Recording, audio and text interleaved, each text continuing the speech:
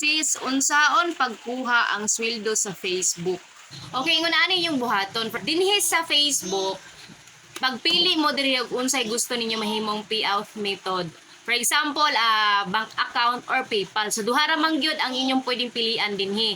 Kung namoy bank account, pwede pud siya bank account. Pero kung wala, pwede pud PayPal. So ang inyong buhaton aron na amoy PayPal, i-download ninyo na sa inyong App Store or sa inyong Play Store.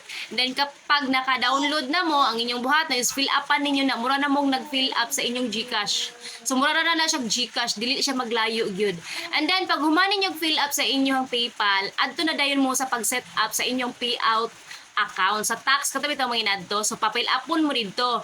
And then pag fill up ninyo, gipili niyo dito ang PayPal or bank account baron. So pag PayPal, so pag human sa inyong fill up, human sa inyong tax, ipalink na ni Facebook ang inyong PayPal. Dapat kung unsay gibutang ninyo nga Gmail dito sa inyong PayPal, mausab ang inyong ibutang dito sa payout method nga Gmail. Aron walay problema, inig pasulod na ni Facebook sa inyong sweldo. So ingon ana lang, kana lang ang inyong buhaton aron makuha ninyo ang sweldo dinhi sa Facebook.